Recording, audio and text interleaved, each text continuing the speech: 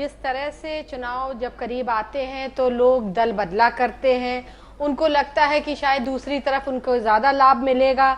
तो मुझे लगता है कि आज जो स्वामी प्रसाद मौर्य जी हैं, जैसा उन्होंने किया बसपा छोड़ के, तो मायावती जी ने कहा कि वो दल बदलू रहे हैं, तो ये बात अपनी जगह पूरी तरह सही है। वो कई दल बदल चुके हैं, उन्होंने आज बसपा का साथ छोड़ा, और तो ये कोई नई बात नहीं है। और जहां तक बात है, स्वामी प्रसाद मौर्य जी भी चाहते थे कि उनकी कंडीशंस पूरी हो, उनके घर के लोगों को टिकट मिले।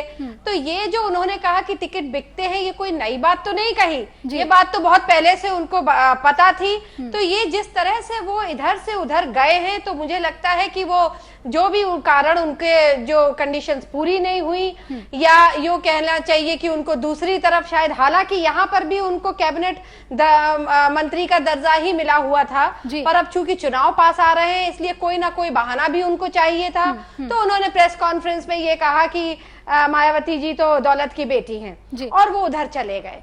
तो अब चले गए या पूरी तरह से मन बन गया है, यूं कह लीजिए शिवपाल जी का भी और नेताजी का भी, कि पूरी तरह से कि चूंकि अब इनके पास भी एक बड़ी तादाद में एक संख्या में उनके पास लोग हैं, एमएलएज हैं, वोट्स हैं इनकी अपनी कम्युनिटी के, तो ये कहा जा सकता है कि इनको इस समय लेने के लिए काफी उतारू भी हैं, उत्सुक हैं बाकी सपा के लोग जी। तो ऐसा जो दल बदल रहा है, तो कोई नई बात नहीं है। बहुत लोग अभी जैसे जैसे चुनाव पास आएंगे, बहुत लोगों को आप देखेंगी, बड़े बड़े कद्दावर नेता जो इधर से उधर जाएंगे। अब देखिए, उत्तर प्रदेश में लगभग 28-29 साल से कांग्रेस का शासन नहीं है जी।